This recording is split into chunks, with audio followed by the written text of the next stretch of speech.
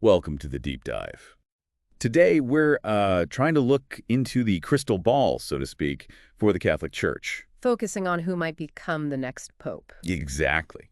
We're drawing on insights from Vatican expert Richard Raho, particularly an interview he gave to Fact, and also some reports floating around in Italian media. And the idea really is for you listening to get a quick but, solid grasp of the potential candidates and how the conclave might play out. Right.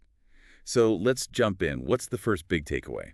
Well, what seems quite significant is this idea that the next pope might come from outside Europe.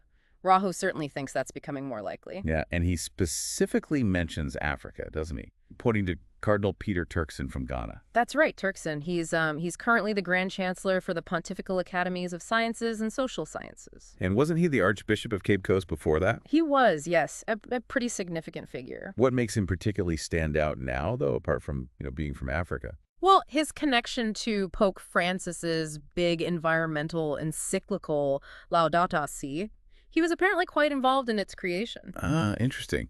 So does that suggest maybe a continuation or even deepening of the Church's focus on environmental issues if he were elected? It certainly raises the question, doesn't it? A stronger focus perhaps on ecology, climate change, social justice tied to that. It's definitely something to think about. And didn't he also come up as a possibility back in 2013? He did, yes. He was considered a papabila then, too. So does that give him an advantage now?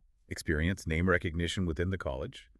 Or does it mean his moment has passed? That's the tricky thing, isn't it? It could cut both ways. Familiarity helps. Sometimes the cardinals look for a fresh face. And speaking of other possibilities, Raho didn't just mention Africa.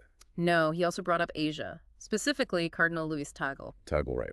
Formerly Archbishop of Manila, now heading up evangelization. Correct. Prefect of the Congregation for the Evangelization of Peoples. He's sometimes called Little Francis or Asian Francis. Little Francis. So that implies maybe a similar style or outlook to the current pope. That's the suggestion, yes. Perhaps a sign of continuity, especially regarding outreach, maybe particularly focused on Asia itself, if he were pope. Okay, let's shift gears slightly to the process itself, the conclave. Any predictions there? Well, the Italian media chatter seems to suggest it could start fairly soon, maybe around May 5th or 6th. And how long might it take? Raho had a thought on that too, right? He predicted maybe 4 or 5 days. That's a bit longer than the last time. Pope Francis was elected on the 3rd day, wasn't he? Yes, it was relatively quick last time. So a potentially longer conclave. What does that signal? More debate, less consensus up front. Raho seems to think the first few rounds of voting are unlikely to produce a winner. It suggests, maybe more complex discussions, more alliance building needed. And isn't the group doing the voting, the College of Cardinals, different now? Very much so. That's a key point. Pope Francis has held numerous consistories, appointing many new cardinals. And many of those new cardinals are from Bun. Primarily from the global south. Asia and Africa, especially, have seen their representation significantly increase. Ah, okay. So these cardinals from regions perhaps previously less represented, they could be the kingmakers this time around. They could hold considerable sway, yes. Their influence is expected to be much more pronounced. Now, obviously, the voting in the Sistine Chapel is under oath of secrecy, but the discussions don't just happen there. Right? Oh, absolutely not.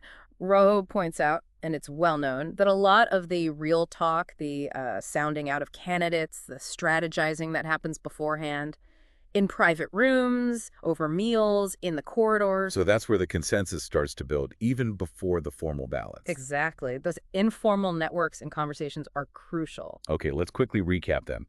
We've got a strong possibility, according to Raho, of a pope from Africa, maybe Cardinal Turkson with his environmental background. Or potentially from Asia, Cardinal Tagle, the so-called Asian Francis. And the conclave itself might take a bit longer, 4 or 5 days perhaps.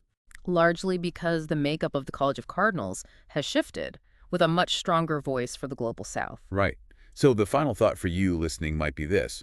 How will that increased influence from cardinals in Asia, Africa, and Latin America potentially reshape the priorities and the direction of the papacy moving forward? It's definitely the big underlying question hanging over this next conclave. A lot to watch.